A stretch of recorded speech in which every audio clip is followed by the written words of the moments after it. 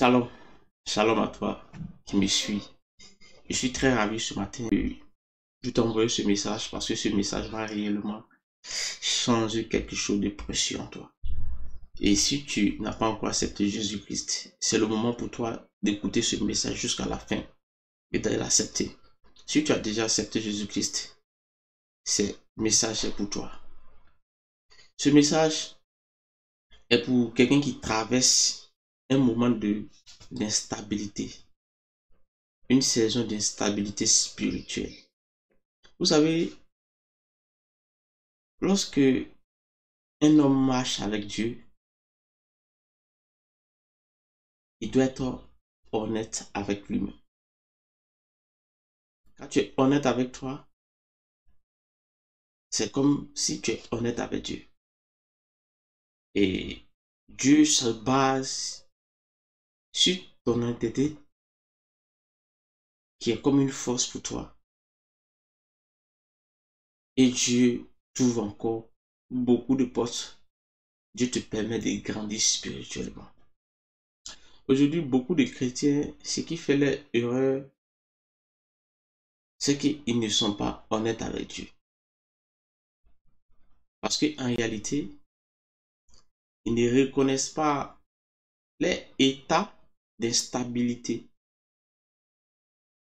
Parce qu'aujourd'hui, il peut être avec le Seigneur. Aujourd'hui, il peut confesser Jésus-Christ. Mais il y a des situations devant lesquelles ils ne s'abstiennent pas. Ils tombent.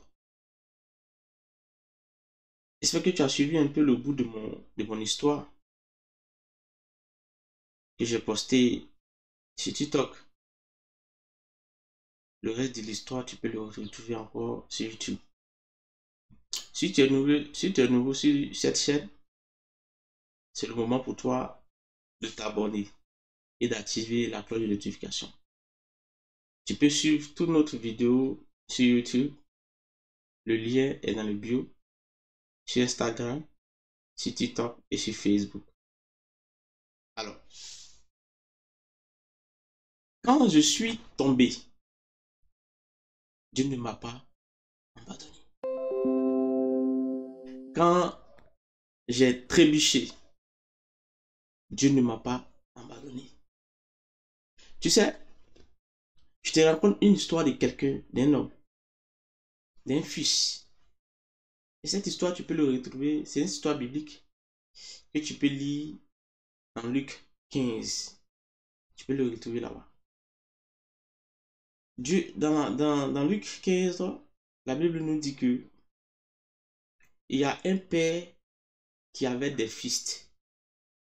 Et l'un de ses enfants a quitté le temple. C'est-à-dire, il a quitté la maison pour aller se chercher. Il allait dehors. Il allait faire ce que lui, il a envie de faire. Il ne suivait plus la direction. Il en avait marre de la direction de son père, de l'autorité de son père. Donc lui, il est sorti de là. Il est parti. Mais ce qui est intéressant ici, c'est que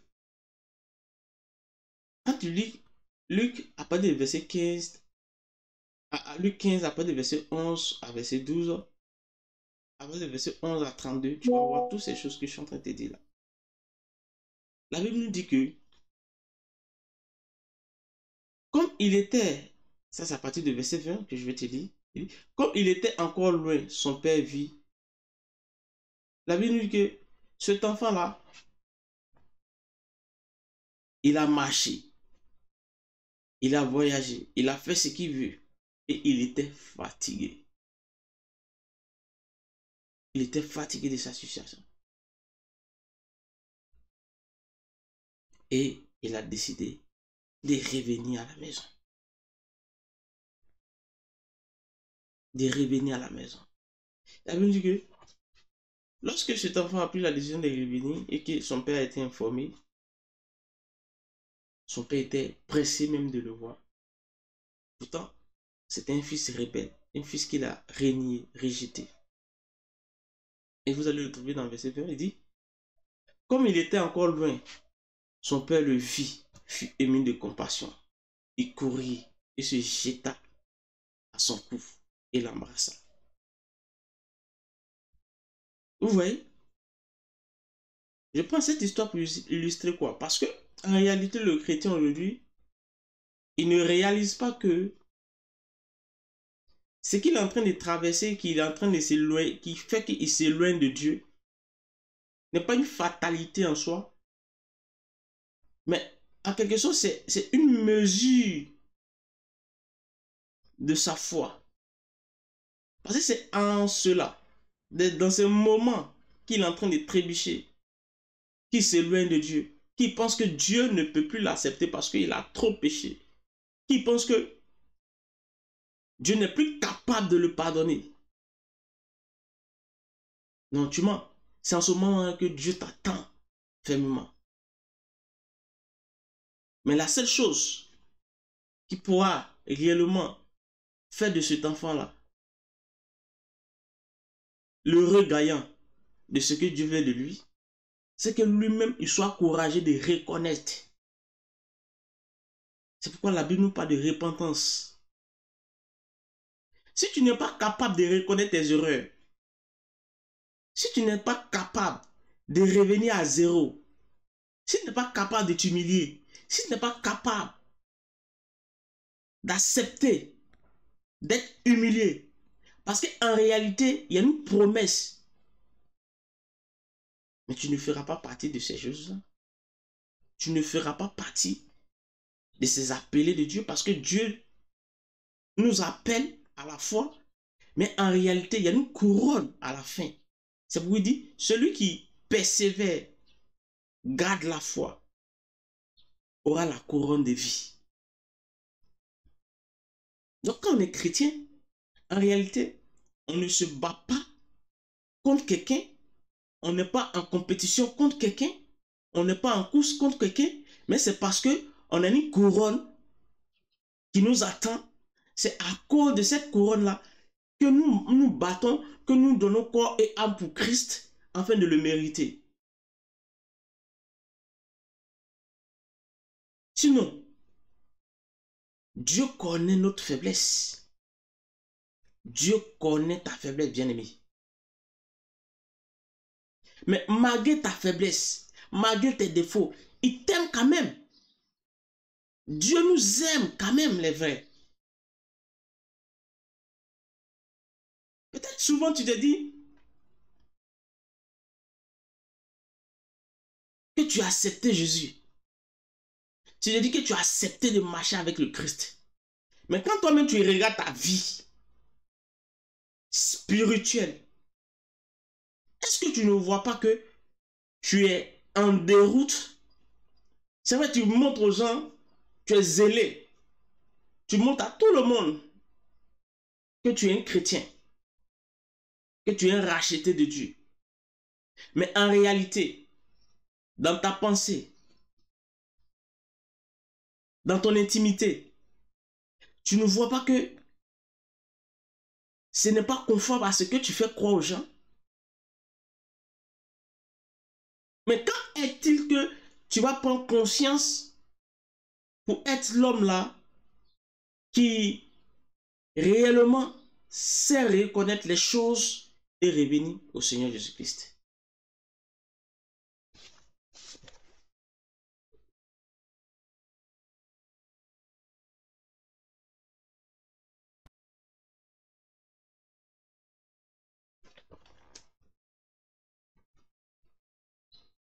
Dieu connaît ta faiblesse, frère.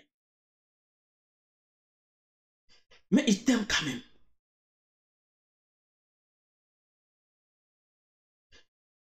Puisque tu as accepté le Seigneur Jésus-Christ et que tu es retourné encore dans le monde, c'est exactement ce que l'apôtre Paul décrit dans ses épîtres, dans Romains 7, à partir du verset 19. Je vais prendre un petit passage pour dire que Dieu, il dit, car je ne fais pas le bien que je veux faire. C'est l'apôtre Paul qui le dit. Si tu lis le livre de Romains 7, tu comprendras ce que je suis en train de dire. C'est-à-dire que ta situation que tu traverses aujourd'hui, la situation qui t'arrive, qui fait que tu rétrogrades, qui fait que tu tombes. Ce n'est pas une situation isolée. Mais tout un chrétien traverse cela. Mais la force de celui qui traverse cela, c'est de se relever. Et c'est en te relevant, c'est ce qui fait de toi que tu es réellement quelqu'un qui aime Dieu. Ceci demande ta détermination à aimer Dieu, ta détermination à accepter Jésus-Christ. Et c'est ça que la Bible, Dieu va se baser pour réellement te transformer. L'apôtre Paul le dit, il dit, car je ne fais pas le bien que je veux faire, mais je fais le mal que je ne veux pas. Ce qui veut dire qu'en réalité, c'est quelque chose qui contrôle ta pensée, qui contrôle ton âme. C'est parce que tu veux faire le bien. C'est parce que tu veux être un homme bien que tu acceptes le Seigneur Jésus qui te promet des choses bien. Mais tu n'arrives pas à faire le bien. Pourquoi? Parce qu'en réalité, tu ne veux pas reconnaître que tu es faible. Tu ne veux pas reconnaître que tu es un âme qui n'est pas parfait, mais qui a besoin d'être parfait. Ça ne sert à rien de montrer aux yeux du monde que tu es un chrétien zélé. Pourtant, en réalité, tu es un homme faible qui tombe chaque jour, qui n'arrive pas à se relever. Ton pire péché, c'est de ne pas te relever. Ton pire ennemi, c'est de rester à terre.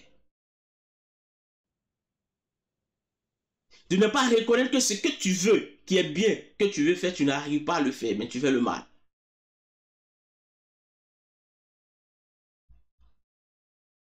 Tu n'es pas le seul. Mais le combat est entre la chair et l'esprit. Ce combat-là, elle est réelle. Parce que la chair qui te domine en ce moment est un poids qui te fait dire des choses et qui te fait faire des choses. Mais l'esprit, donc en toi, il y a un combat entre la chair et l'esprit, c'est-à-dire le désir de la chair et le désir de l'esprit. Le désir de l'esprit qui est le bien et le désir de la chair qui est le mal. Ou encore qui te fait tomber dans le mal. Mais il faut savoir que Dieu ne t'a jamais rejeté. Tu es tombé, Dieu ne t'a pas rejeté.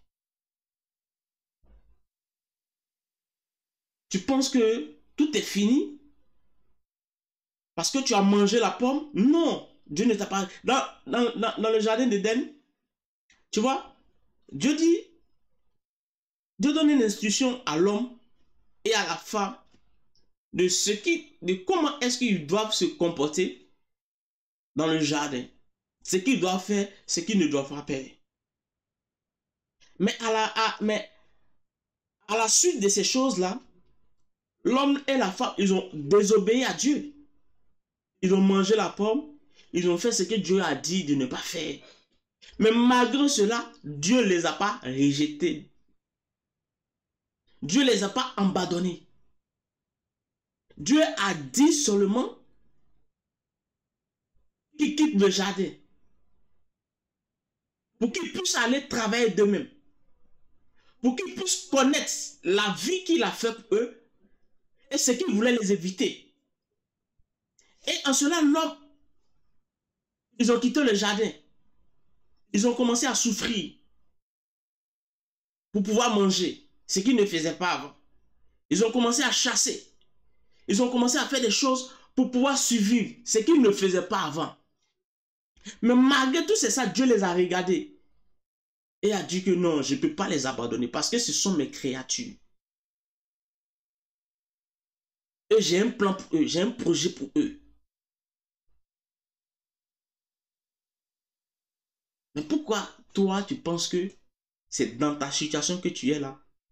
qui va faire en sorte que Dieu va te rejeter, Dieu va t'abandonner. Non. Dieu ne te rejette pas et ne t'abandonne pas.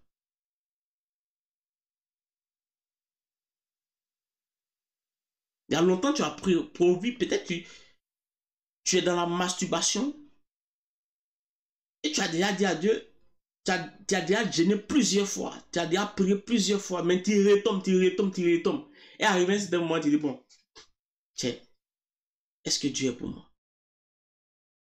Frère, ce message de ce matin, c'est de que Dieu ne te rejette pas. Dieu ne te rejette pas. Il veut t'aider à rester stable dans ta foi.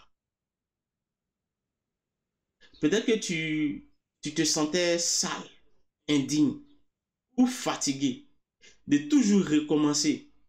Mais sache une chose, Dieu n'abandonne jamais ceux qui l'aiment. Jérémie 3, verset 2, Dieu dit, revenez, enfants rebelles, je guérirai votre infidélité. C'est une promesse. Même si tu tombes 100 fois, relève-toi 100 fois. Dieu est prêt à te relever. Mais il faut faire le pas, il faut tendre ta main.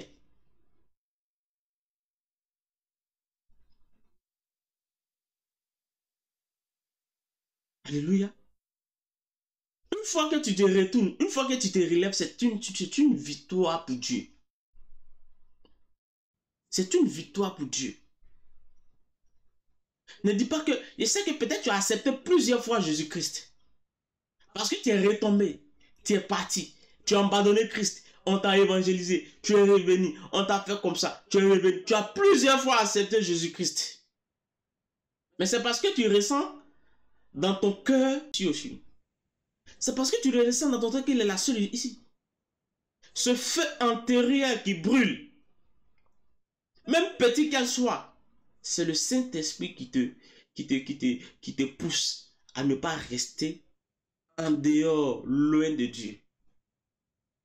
Et regarde, le fils prodigue, malgré ses erreurs, le père l'a accepté. Le père n'a pas fermé la porte. Il a couru vers lui.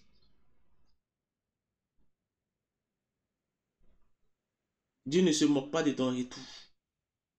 Non. Dieu célèbre ton retour. Peut-être tes amis d'avant, tes anciens camarades, tes amis d'église vont vraiment se moquer de son retour. Ah, lui là, c'est un chrétien papillon. Il va, il vient. Mais Dieu, lui, il ne se moque pas. Dieu ne se moque pas de ton retour. Il le célèbre. Donc si tu es tombé en ce moment où je suis en train de te parler, et si tu es tombé en ce moment où tu regardes cette vidéo, si tu sais que tu as abandonné le Christ, tu as abandonné la main de Dieu, peut-être c'est à cause des gens, ou bien à cause de ton péché, à cause de ce que tu vois. Frère, reviens. Dieu ne te moquera pas de toi. Même si le pasteur va se moquer de toi, même si les fidèles vont se moquer de toi, même si les gens vont te dire, oh, mais Dieu, lui, il va célébrer ton retour.